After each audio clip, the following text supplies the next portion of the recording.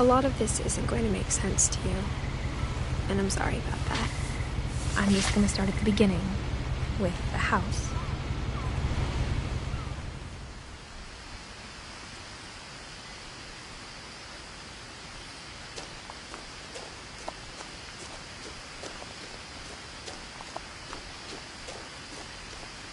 I lived here until I was 11, but I wasn't allowed inside half the rooms.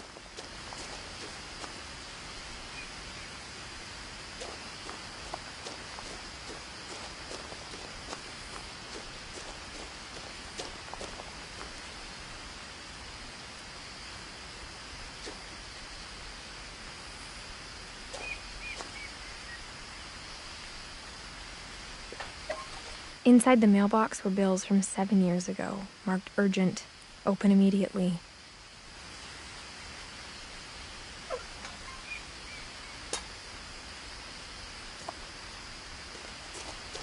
I hadn't been back since my brother Lewis's funeral.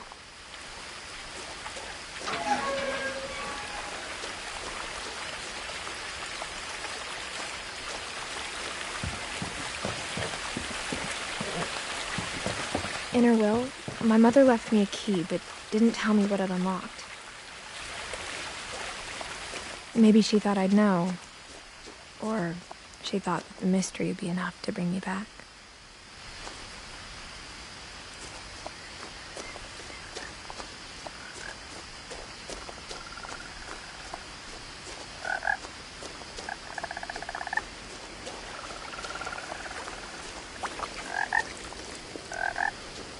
The truth is, even after I inherited the house, I never thought I'd come back to it.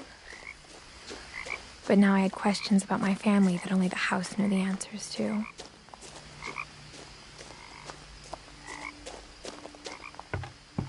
The woods around the house have always been uncomfortably silent, as if they're about to say something but never do.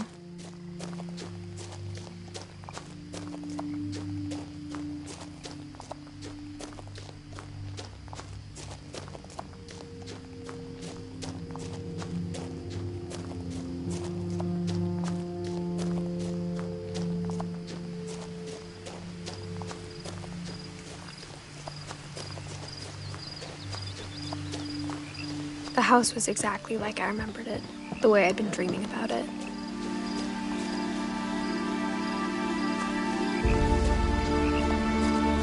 As a child, the house made me uncomfortable in a way I couldn't put into words.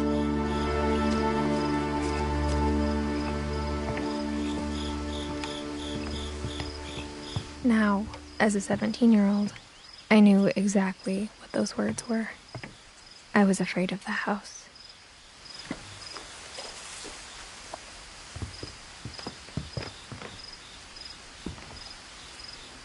I hoped the key might unlock the front door. It didn't.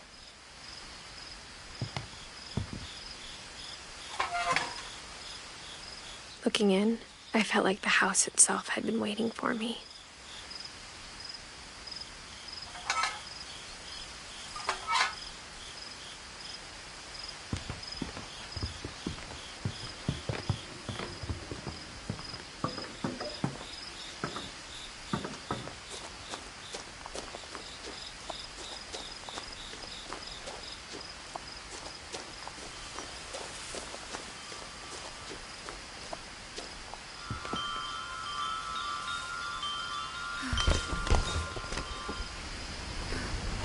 Crawling through the doggy door used to be a lot easier when I was 11.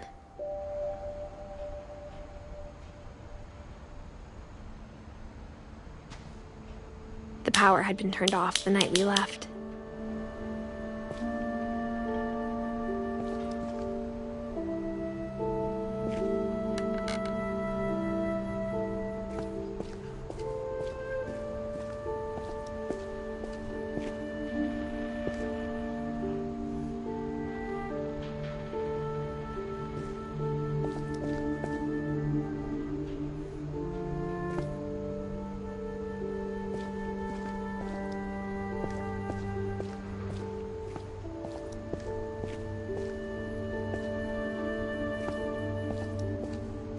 For the first time in years, felt like I was home.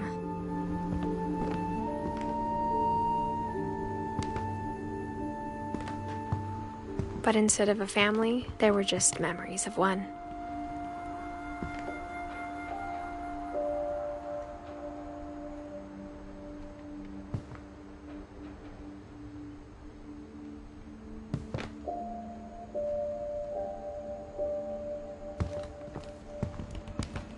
Like how only one restaurant would deliver to our house, so we had Chinese a lot.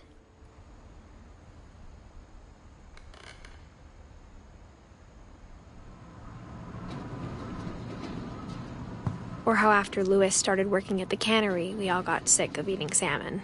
Except our cat, Molly.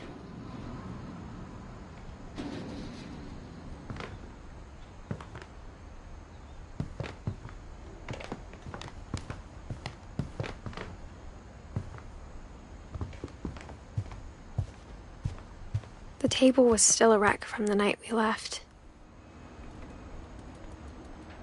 It was like a bomb had gone off, killing everyone but sparing the furniture.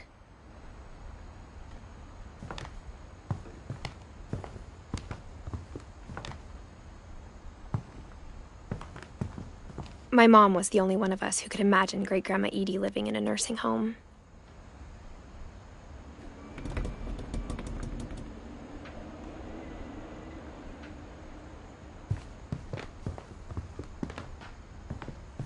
Nothing in the house looked abnormal. There was just too much of it, like a smile with too many teeth.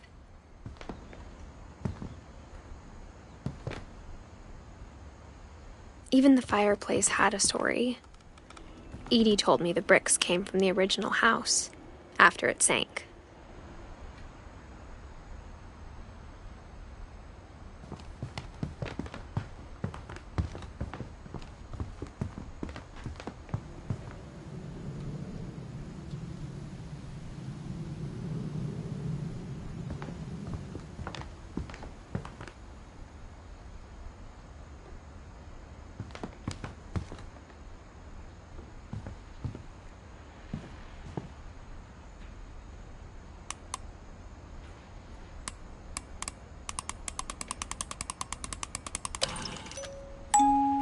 Great-Grandpa Sven built a music box for Barbara, along with the rest of the house.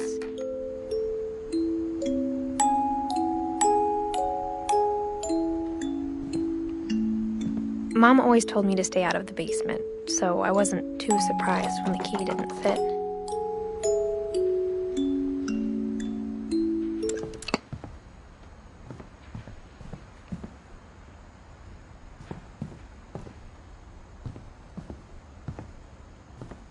A lot of things got left behind in the whirlwind of that last night.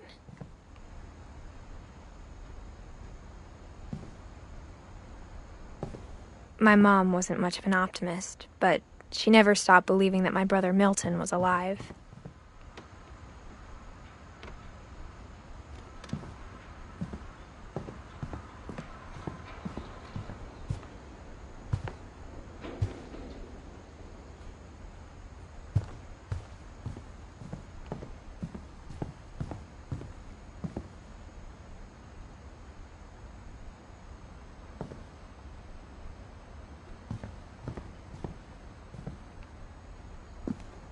After Milton disappeared, Mom sealed up all the bedrooms. Then Edie retaliated and drilled peepholes.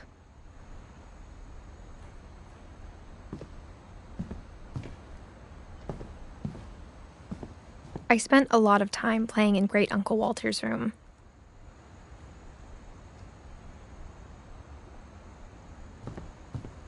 I think my mom sometimes regretted not sealing it up.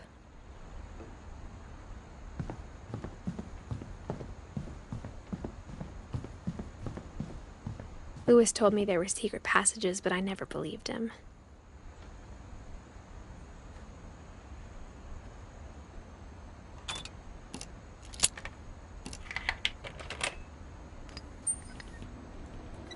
Turns out, my mom was really good at keeping secrets.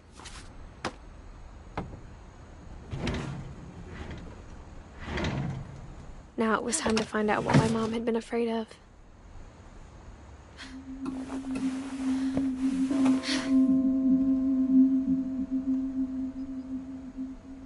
From the paintings on the wall, it was clear my brother Milton had been here before me. Reading this, maybe it sounds like I had a plan.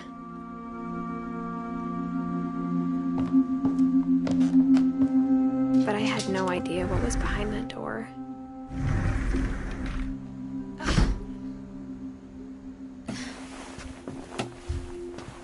Just like I had no idea where all this was gonna lead.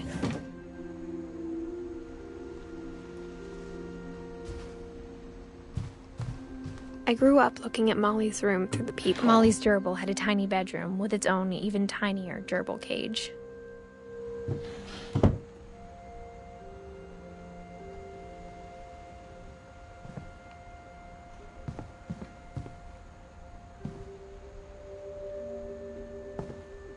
Being inside for the first time, I felt like I'd stepped behind a painting.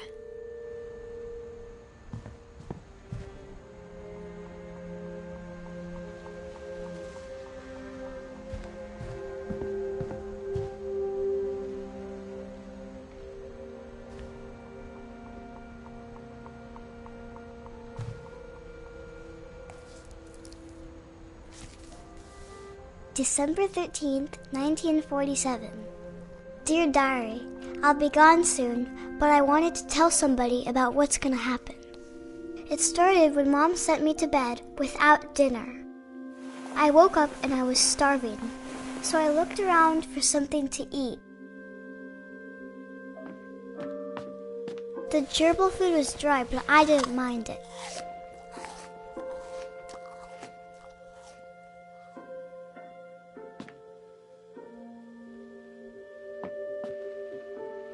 My Halloween candy was all gone.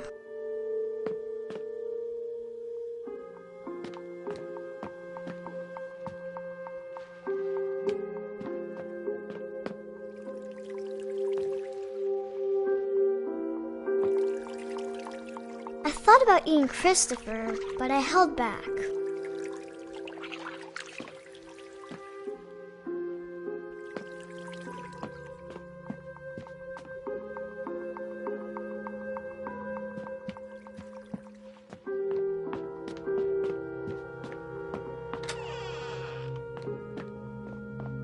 I kept eating and eating.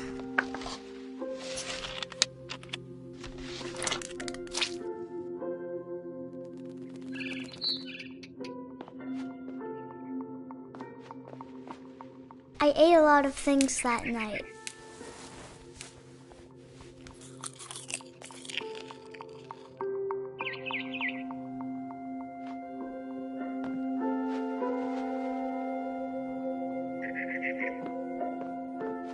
Then I heard chirping outside my window.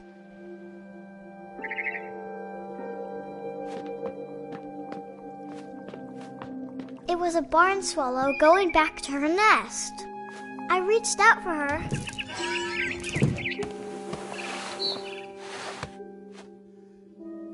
And suddenly, I was a cat.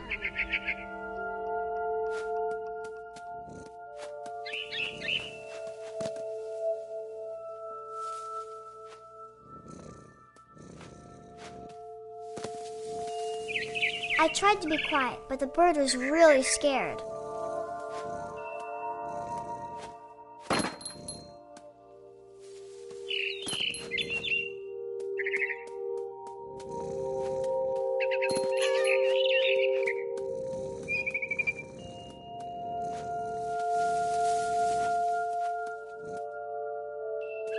Mom and Dad didn't even look at me.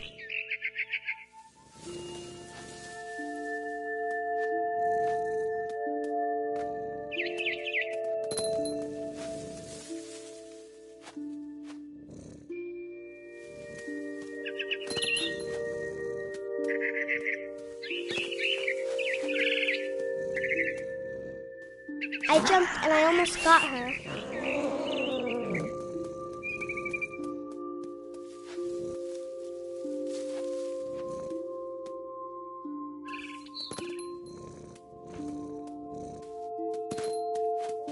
I could tell she was getting really tired. Now I was up in the big tree. I promised Dad I wouldn't climb it anymore. All I cared about was eating that mama bird.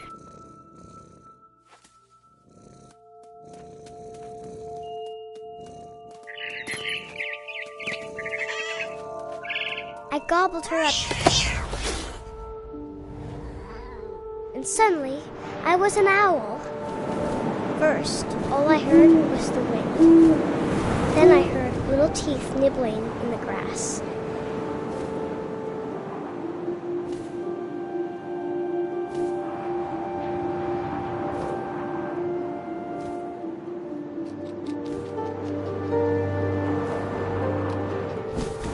Rabbits.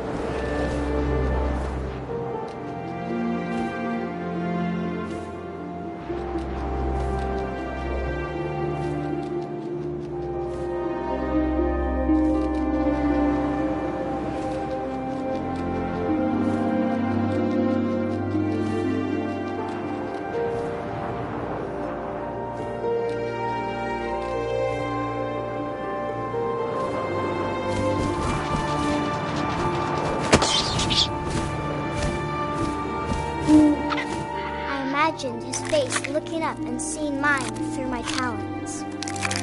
I swallowed him up, and I didn't chew one bit. Then I flew off to find something bigger.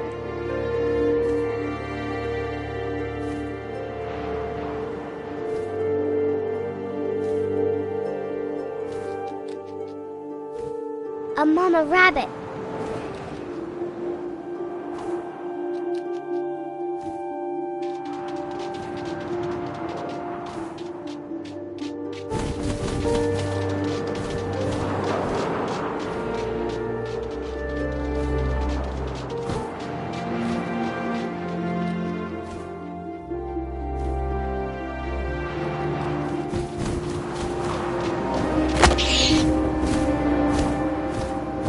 She was almost too big to carry. I started choking, but I couldn't stop eating. And suddenly, I was a shark!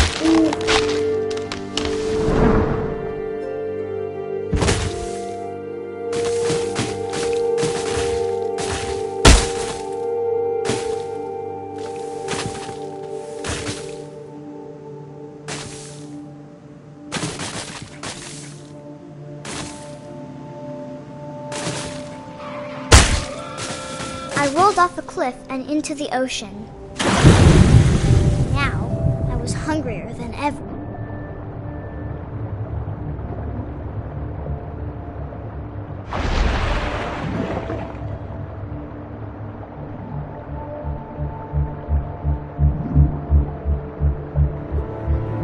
I wanted fat, juicy seeds.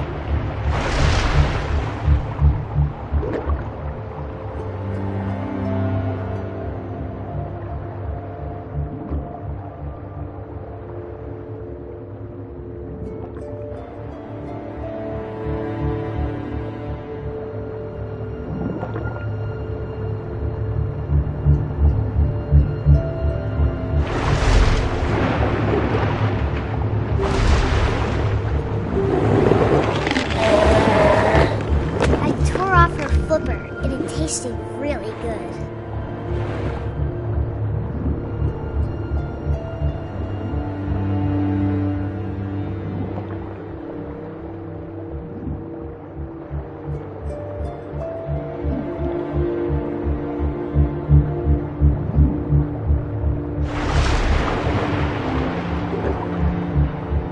I grabbed on tight.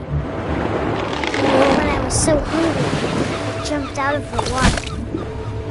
When I opened my eyes, everything had changed.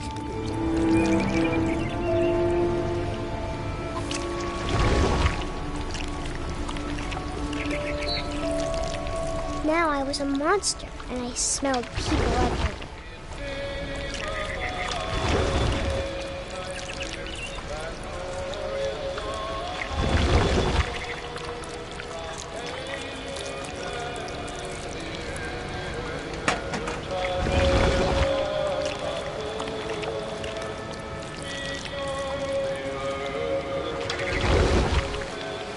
I was big, but I moved real quiet.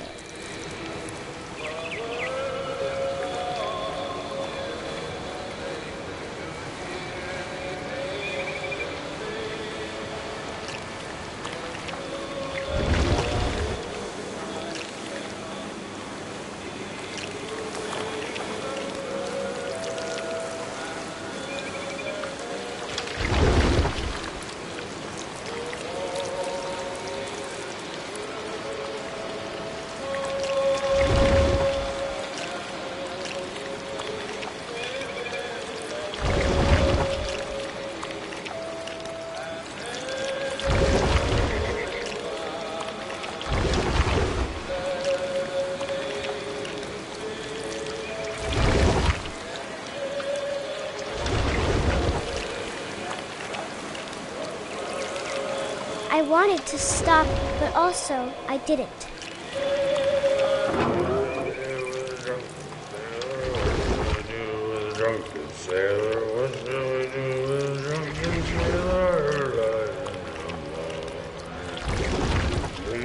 Belly with a rusty razor, his belly with a rusty razor, his belly with a rusty razor. What shall we do with a drunken sailor? What shall we do with a drunken sailor? What shall we do with a drunken sailor? And the captain's daughter, put him in bed with the captain's daughter, put him in bed with the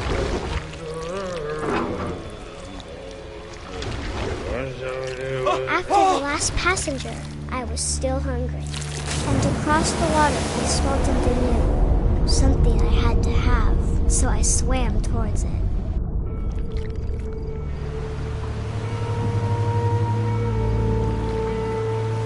I slithered onto the sand, and the good smell went into an old pipe.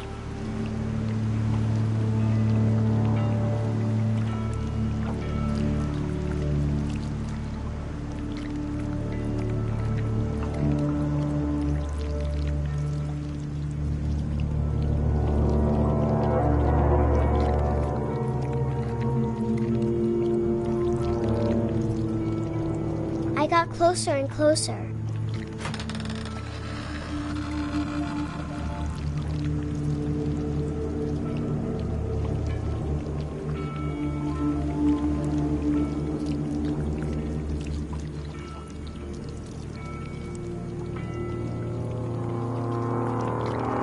All of my stomach started growling.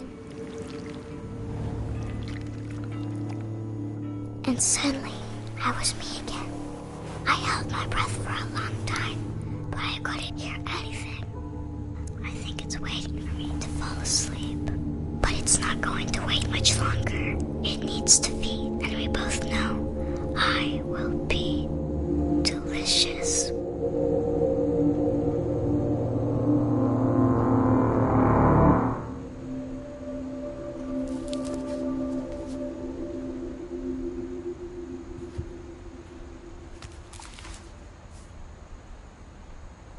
I'm not sure if I believed all of that, but I'm sure Edie would have.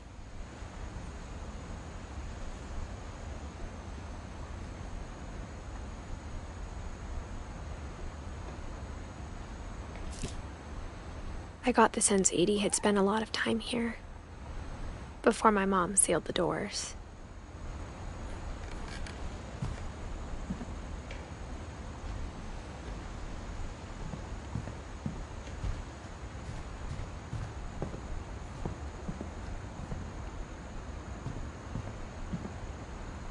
I can't describe it, but I felt like some part of Molly was still here.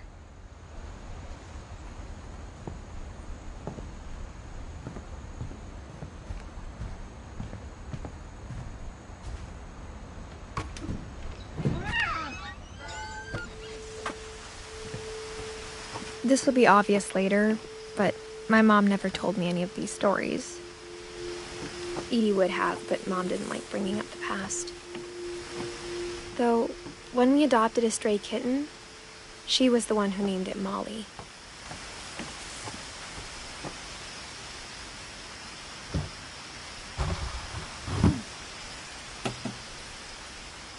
I spent a lot of time in Great-Grandma Edie's room.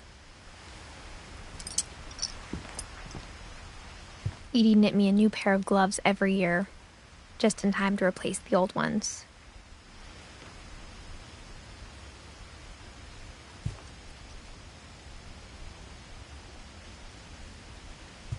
Her room was like a museum. For 500 years, the Finches have been famous throughout Norway for their fortune and misfortune.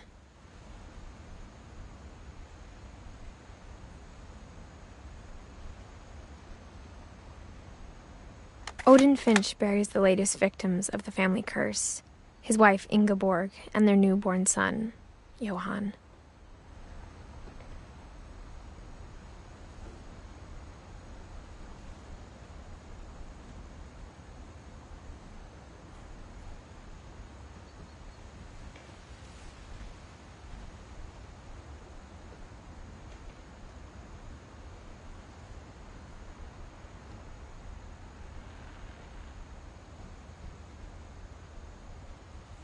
On January 7th, 1937, he set sail with his family and his house, hoping to leave the curse behind. But 40-foot waves off the coast of Washington send the house and Odin to the bottom of the sea. Odin's daughter Edie, with husband Sven and baby Molly, step ashore on their new home, Orcas Island. Odin Finch is the first to be buried in the new family cemetery. His daughter Edie is already dreaming of a new Finch house.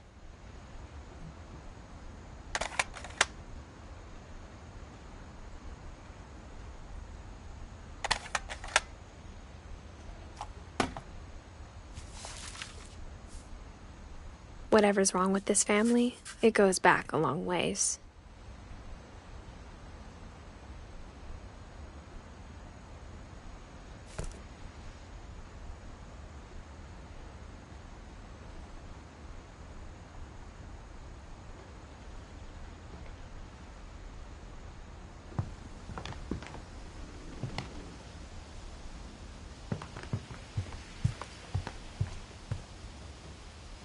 When Edie told people Sven was killed by a dragon, she could also have said he was building a dragon-shaped slide that collapsed. She could have, but she didn't.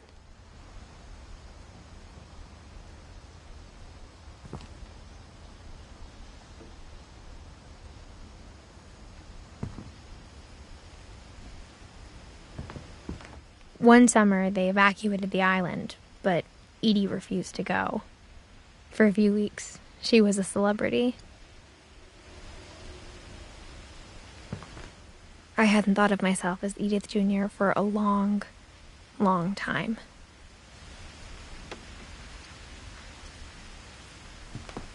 Edie gave a big interview about a mole man living under the Finch house. My mom was furious.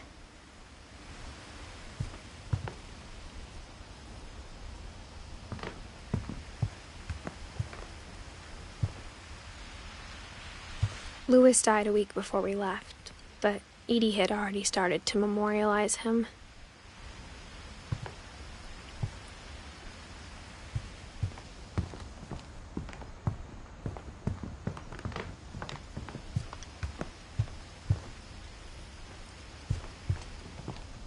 Even in her 90s, sometimes Edie seemed a lot younger than my mother.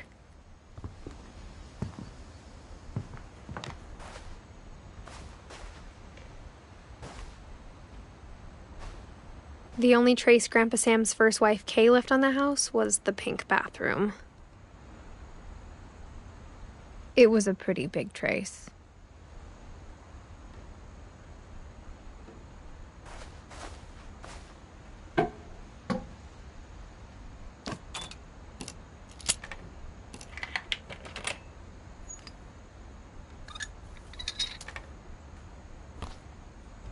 There's a secret in this bathroom.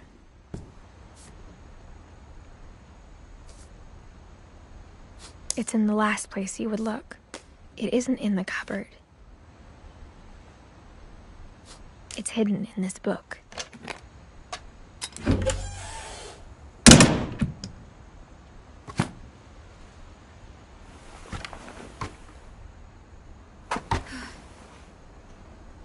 Sven gave Sam an old camera he'd refurbished. He never put it down.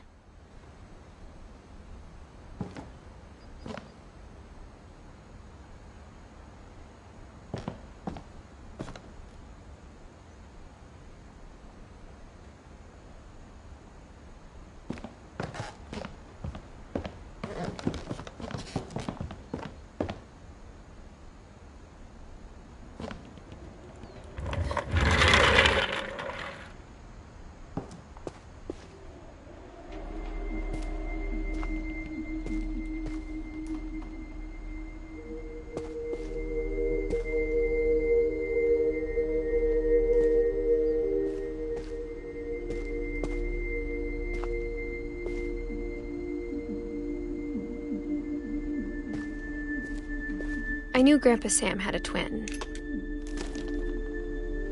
and that he never talked about him.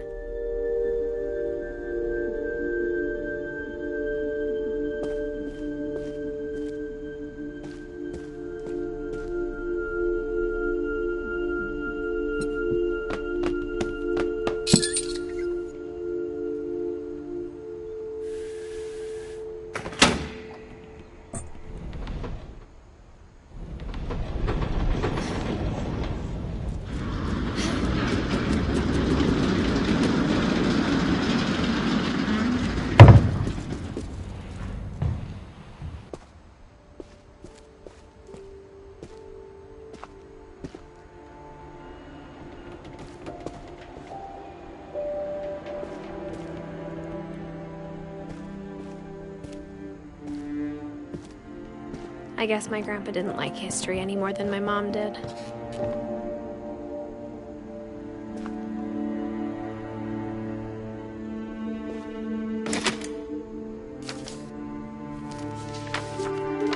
How I Want to Remember My Brother by Sam Finch.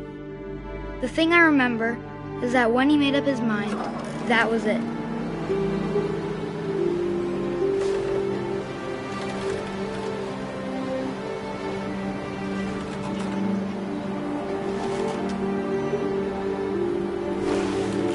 My brother said he'd die before he ate another mushroom, and he did. At Barbara's funeral, we swore we'd never be afraid again, and he wasn't. I think Calvin always wanted to fly. Sam! Calvin! Dinner's ready! Coming! But that day, he finally made up his mind to do it. I told him going around was impossible. Maybe if I hadn't said that. Calvin! I'm not gonna tell you again! Maybe if the wind hadn't picked up. Then maybe he'd still be here. But I doubt it. I think he'd already made up his mind. That's what I want to remember about my brother.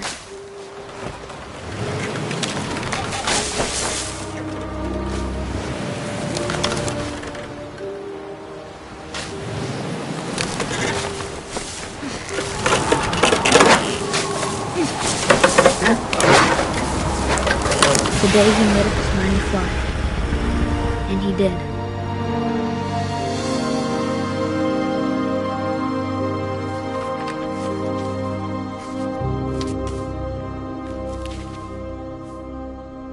Calvin's story felt strangely familiar.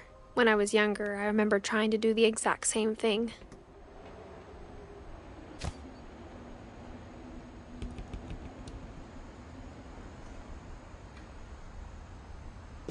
After the funeral, Edie roped off Calvin's half of the room.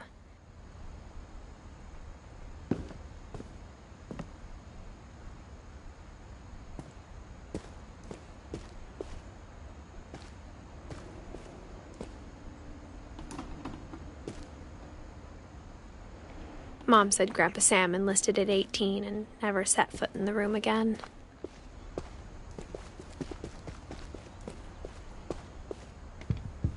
The passages were a pretty tight fit. They'd obviously been built for smaller hands and bellies.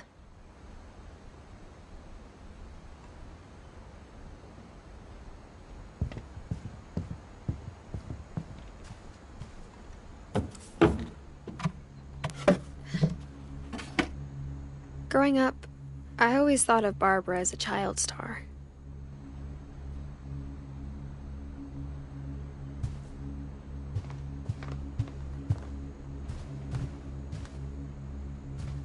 I never thought about how hard it must have been for her afterwards.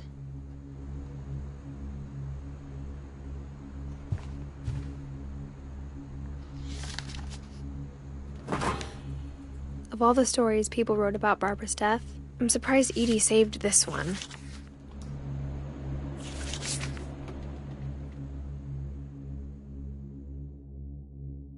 Old Jack here with another ghastly tale inspired by America's most unfortunate family. I'm calling it The Surprise Ending of Barbara Finch. As a child star, Barbara was famous for her scream. Now at 16, she was all washed up. A has-been. But in a lucky break, she'd been asked to perform her signature scream at a local convention for monster movie fans. It was just the boost her career needed. Unfortunately, her scream hadn't aged well. Getting better. I think you just need the right motivation. Her biggest fan and current boyfriend, Rick, was about to demonstrate when... Now that was a great scream. It was Barbara's father, Sven. He'd slipped into a table saw and had to be rushed to the emergency room. So Barbara got stuck babysitting her youngest brother, Walter. Her convention comeback was cancelled. Okay, I'm hearing frustration, but I'm not hearing terror. What if I tried... A gang of hoodlums in Halloween masks have been terrorizing Orcas Island tonight. Police are urging residents to... That came from the basement. You're right! Also, I loved your delivery on that. Why is your basement door locked? Because my dad likes making puzzles and secret passages. There's a key hidden in the music box. The secret is to keep winding and winding until finally the key pops out. Thanks, babe. I'll be back in a sec. 20 minutes later, Rick hadn't returned. So Barbara went to look for him, right on cue. She reached for the music box.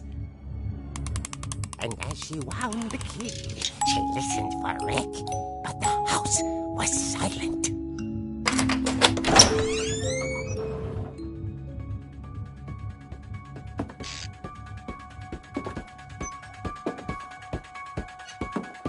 She found Rick's crutch and imagined the worst.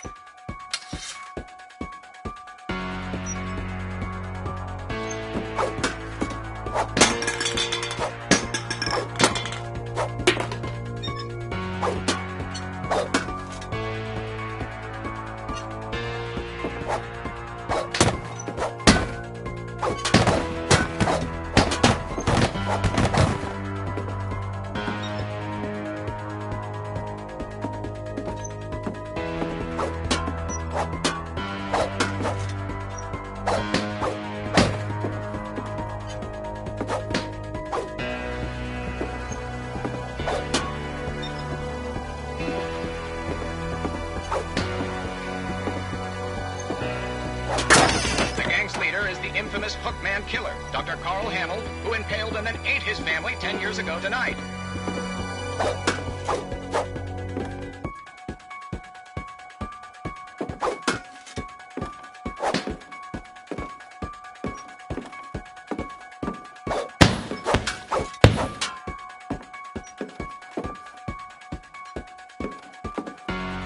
The old fridge rattled, and grew still. Oh dear! Oh! Rick? Barb, relax. I was just trying to scare you to help you find your scream. Well, I'm not scared, Rick. I'm furious. Then act furious. All I'm getting from you now is that you're hurt and confused and you're... She threw him out, but she kept a little something to remember him by. Barb, have you seen my other crutch? And she was still holding it when she fell asleep watching the late picture show.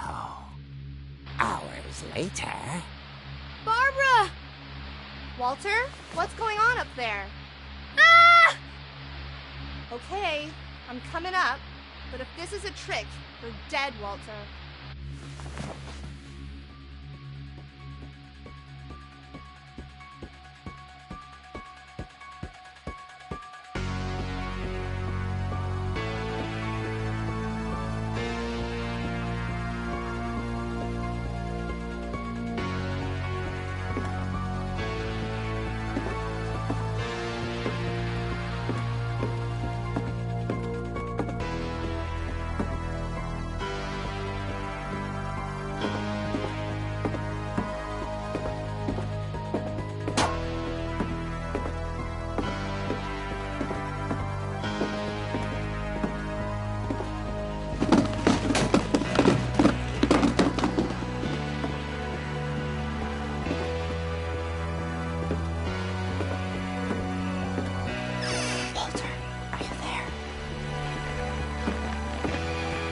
Walter had vanished, but his bedside radio was still on. Orcas Island police describe the man as 6 feet tall, with a steel hook for a hand. Residents are urged to lock all doors and windows and notify the police of any suspicious activity. Barbara turned, saw the hook man, and was speechless. He was quite smashing.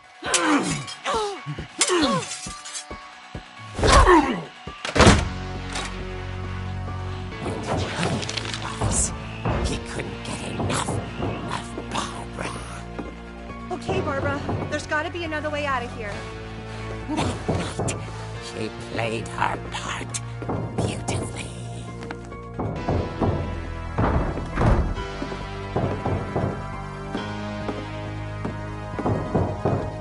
Molly's door hadn't been opened in years.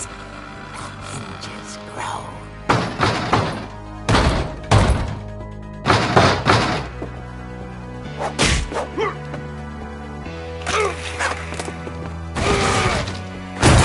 He wasn't moving, but she sensed the story might not be over yet.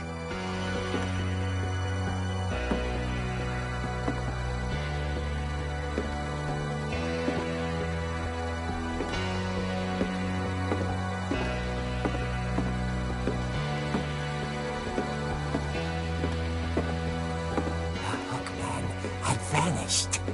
She listened for his breathing, but all she heard was...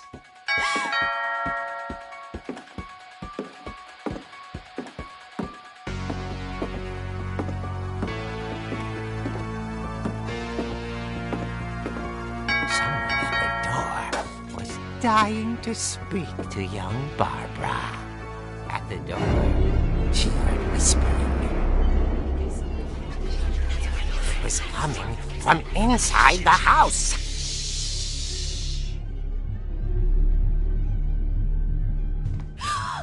Oh dear. The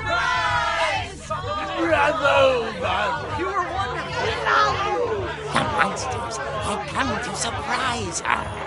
For Barbara, it was a dream come true. Then she saw what kind of monsters they were, and she realized what was about to happen. She was going to be famous. And with her final breath, Barbara Finch gave the performance of her life.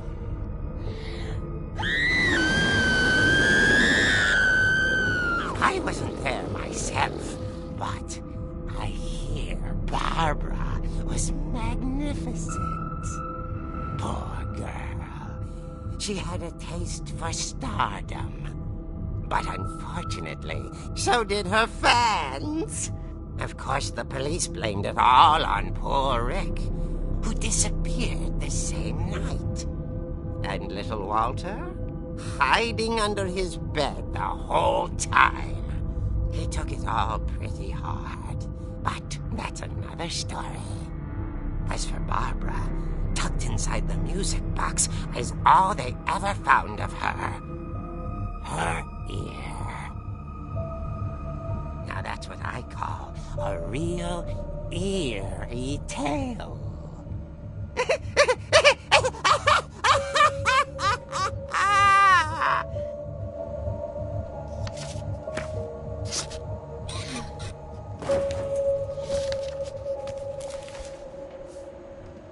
Edie told me all Barbara wanted was to be remembered, as absurd as that comic was.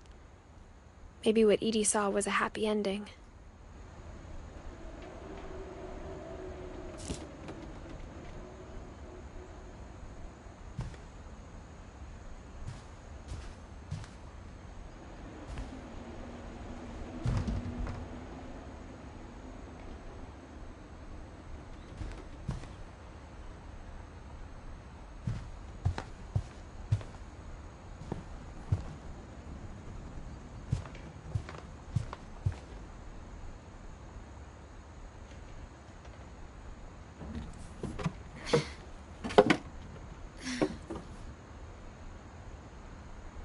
I guess now I know why Mom didn't like me playing with the music box.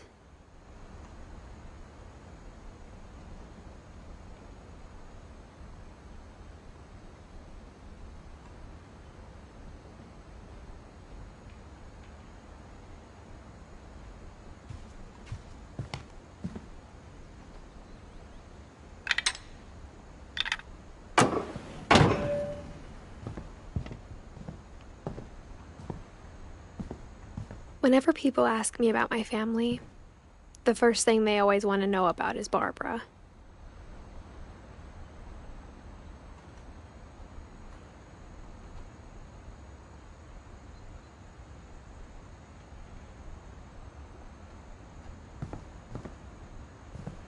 Edie's father, Odin, built the original house.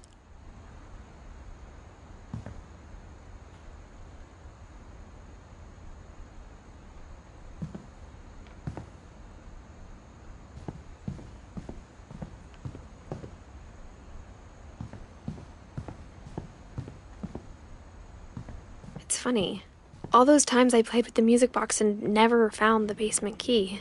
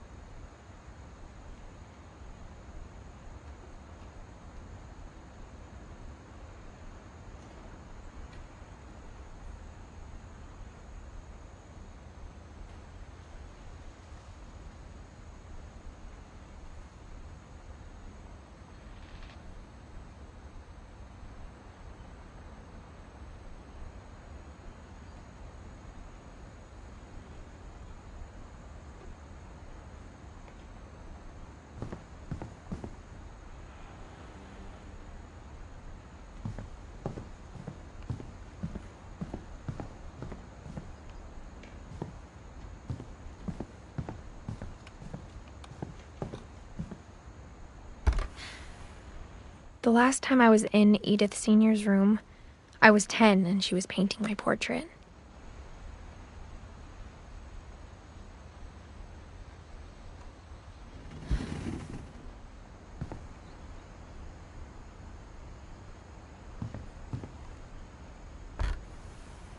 As a kid, I just assumed every house had peepholes and sealed rooms you weren't allowed inside of.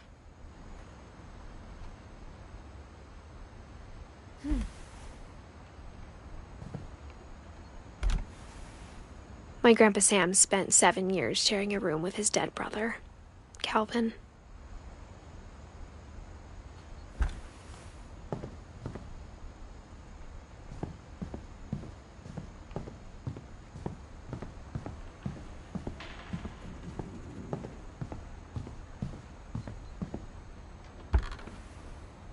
Molly always seemed like a girl I could imagine being friends with, if she hadn't died in 1947.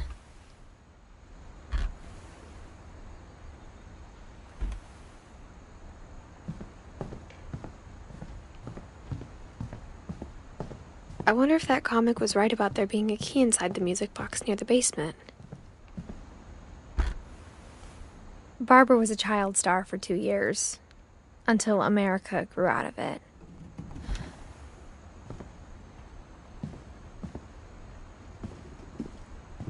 Mom must have locked the 3rd floor stairs on the night we left.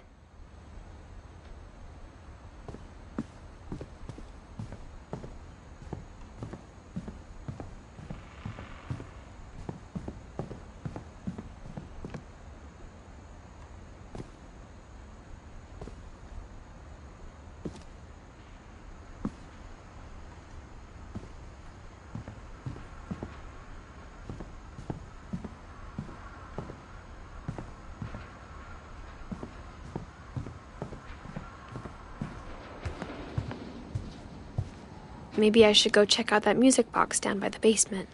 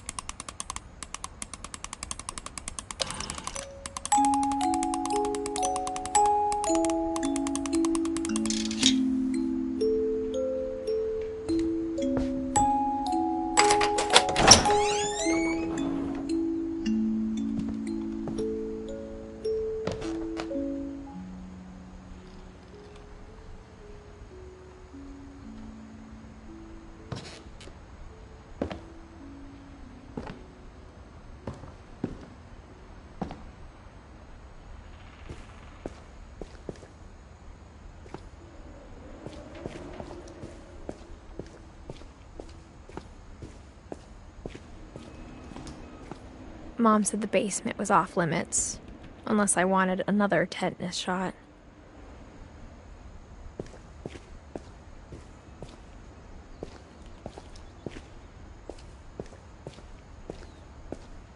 I saw Edie sneak down to the basement once, carrying packages. I thought maybe she was hiding presents.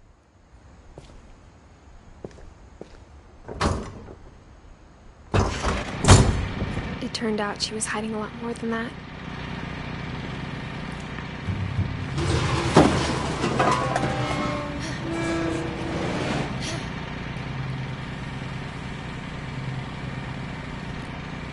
I remember asking Mom once about where Walter had gone.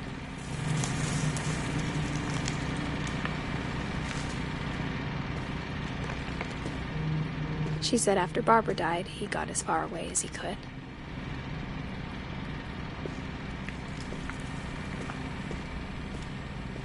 If there's a pattern in all these stories,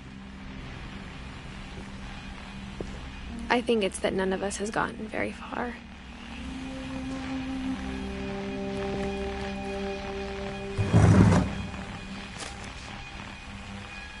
Goodbye, everyone. I can't believe I've been down here for 30 years. On that first day, after the shaking started, I didn't think I'd survive a week.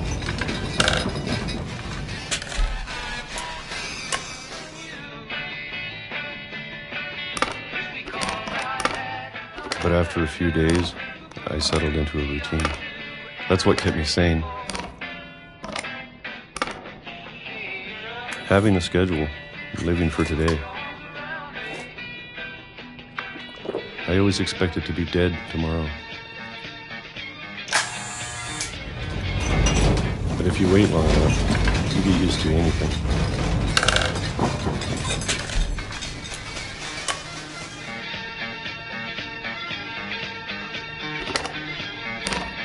Even a monster on the other side of the door starts to feel normal. Almost friendly.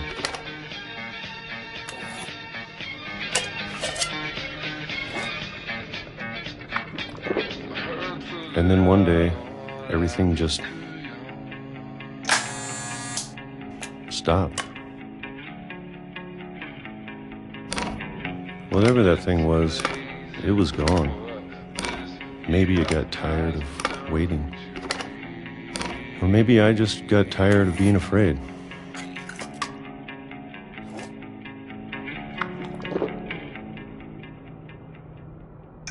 It's been a week now, the longest in 30 years. I'm done waiting. I have to leave while I still can.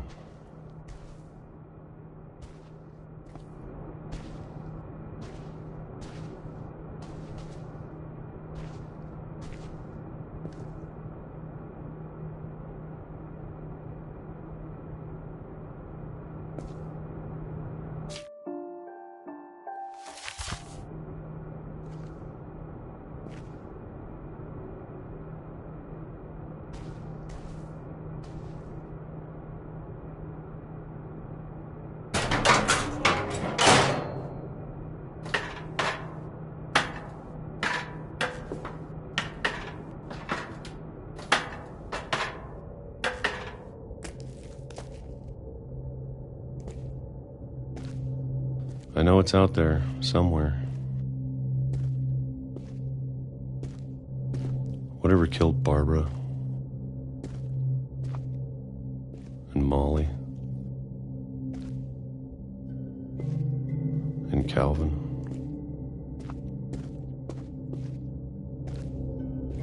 Maybe this is all a mistake. But I need to stop living the same day, even if it kills me.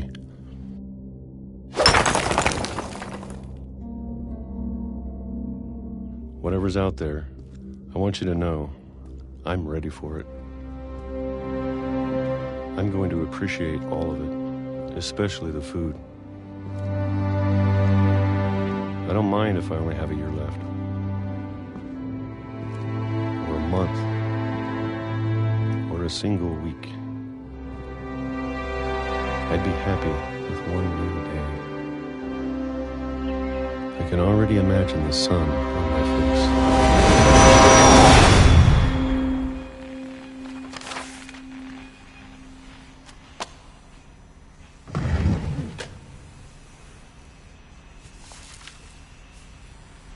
Walter died when I was 6.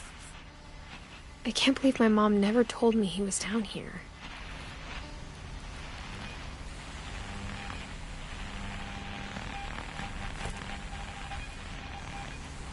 I'm sure my mom was trying to protect me.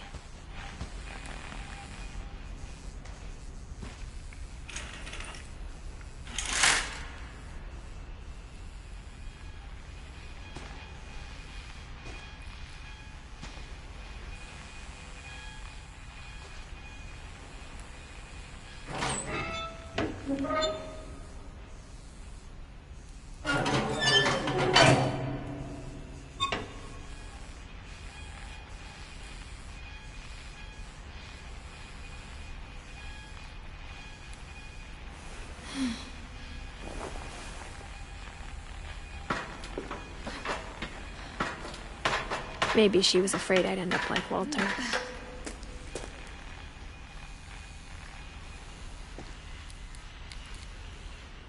But if she never told me about an uncle under the house, I can only imagine what else she was hiding. I don't want to make the same mistakes she made. Trying to bury something that's still alive.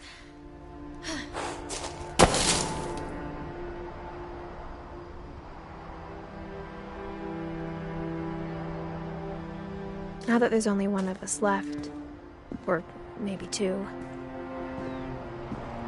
I thought it was time I heard the stories for myself and found out what happened to everyone else. But now I'm worried the stories themselves might be the problem. Maybe we believed so much in a family curse, we made it real.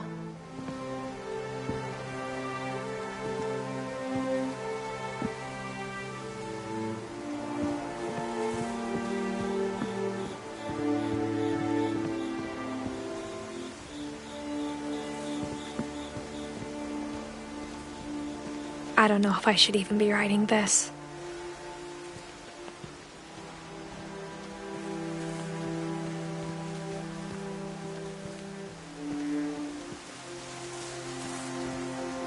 Maybe it'd be better if all this just died with me.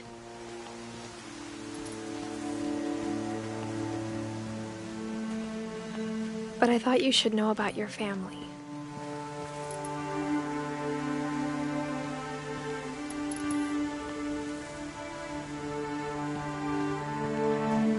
And the history you're a part of.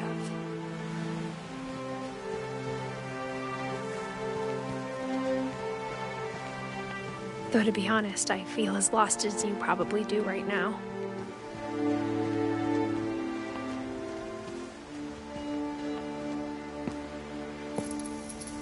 I think the people in these stories believed them, for what that's worth.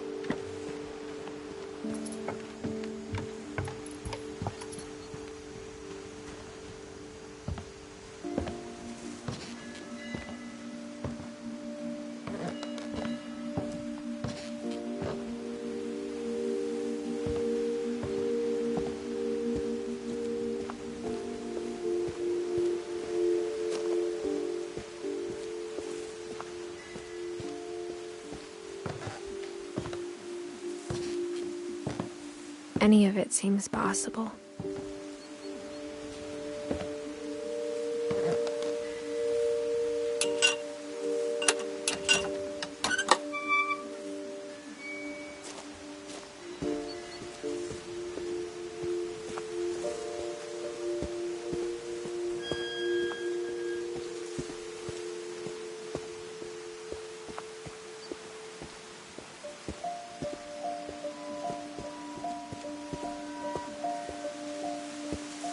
I think we've been surrounded by death for so long, we've just gotten used to it.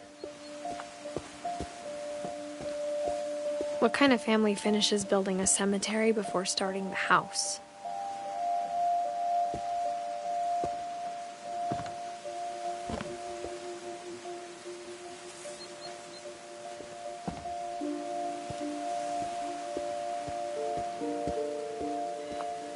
It's embarrassing for me to admit this, but the pet cemetery made me more uncomfortable than the human one.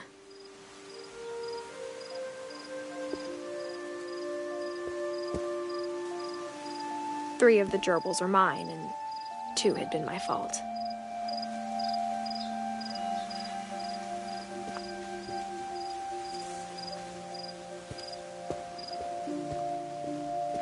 Sven built the house, but it was Edie who designed the cemetery.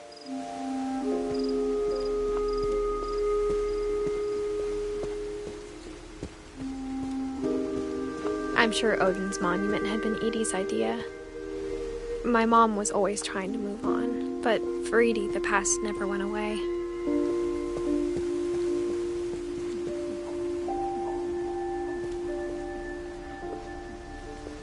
She could see it poking out of the water at low tide.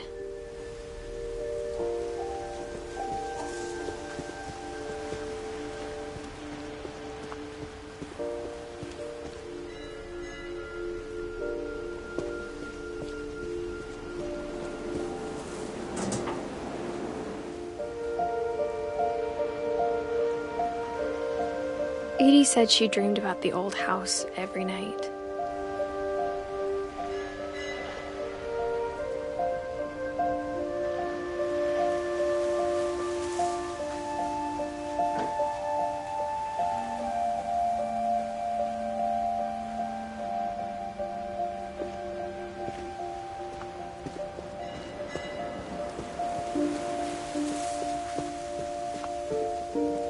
Edie's side was always easier for me to understand. But the older I get, the more I can see where my mom was coming from.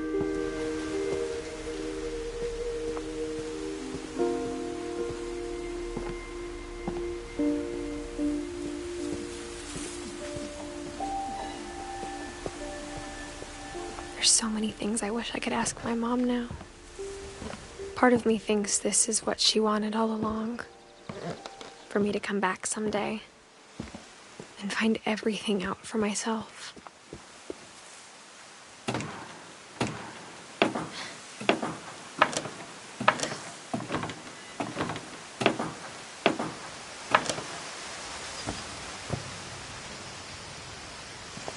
But looking back on it now,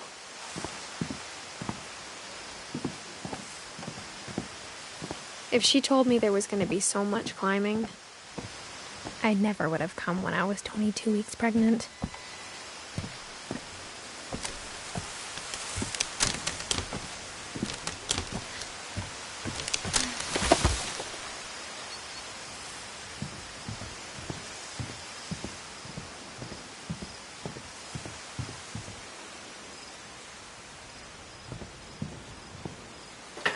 I never met Grandpa Sam, but I think he and my mom had a lot in common.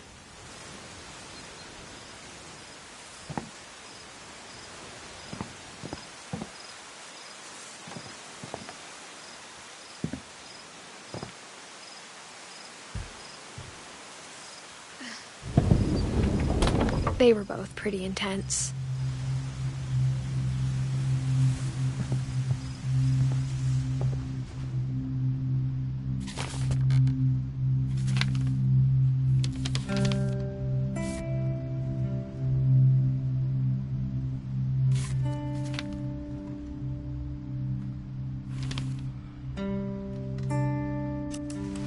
Dawn, I promise, you'll never forget this weekend. Yes, sir. These memories are gonna last a lifetime. Am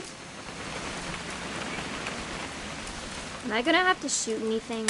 It's a hunting trip, Dawn. Shooting is strongly encouraged.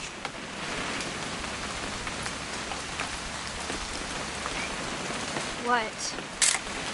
Perfect.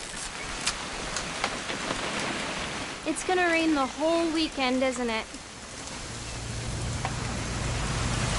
I will never forget this weekend, Dad. That's the spirit. Okay, got it. I'm gonna take some pictures, okay? Just be careful. That camera's older than you are.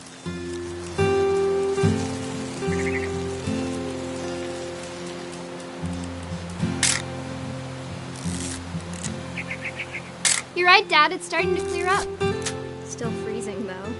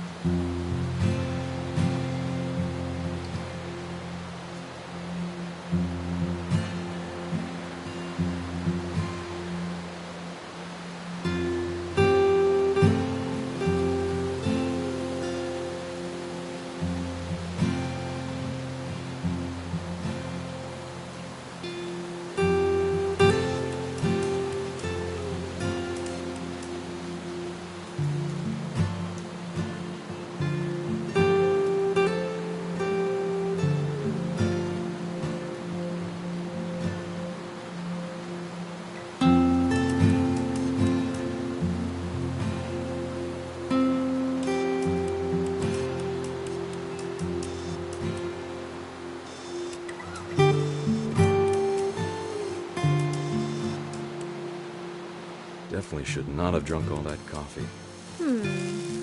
Hold still while I take a picture of you. I definitely won't be moving. Are you done yet? Does it sound like I'm done? Hey! That's a keeper. I'm just saying, I'm not always gonna be here, Dawn. You'll need to remember this stuff, if you want to survive. I'll be fine, Dad. You know who else thought he was gonna be fine? Some guy who died. Dawn, I'm being serious. I know, Dad. You're always serious. Doesn't being out here make you want to chill out? Well, to tell you the truth, I haven't been out here in 20 years.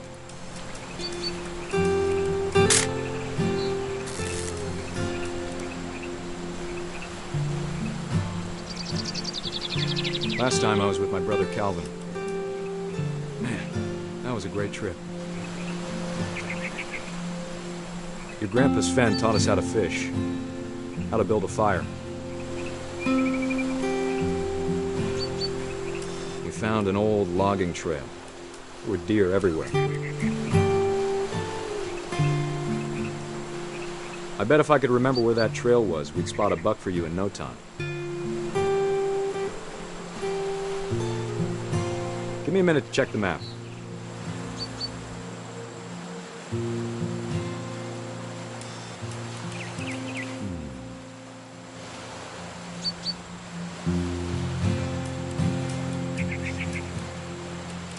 Let's see. Dawn, don't you think you could find something more interesting to photograph? You don't need to waste any more film on me, kiddo.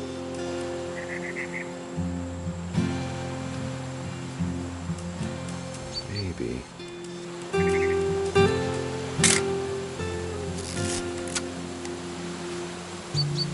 Or was it?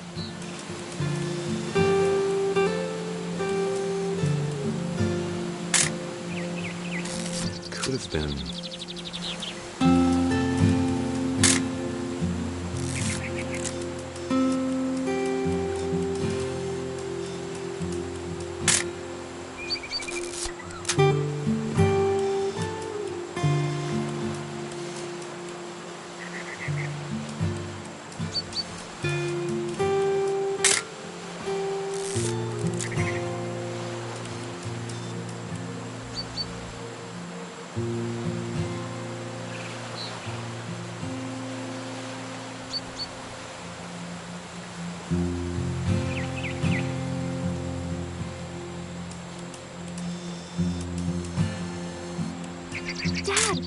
Good eyes, Dawn. Before you take the shot, let me get a picture of you.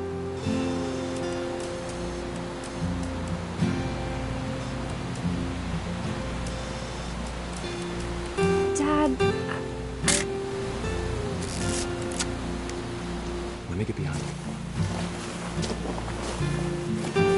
do I have to do this? Dawn, you don't have to do anything. But if you want... Great shot, Dawn!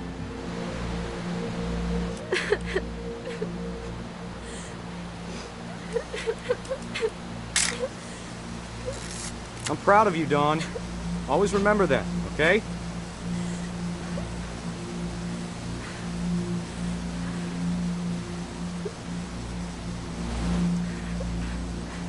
Sorry, Dawn. Just gotta reset the timer.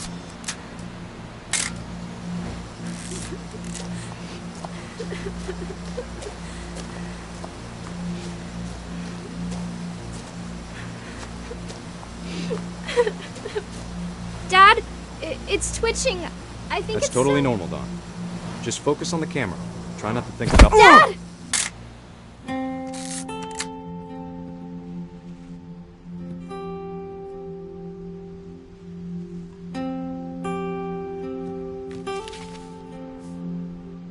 Of all these stories, that's the one I wish most that my mom had told me.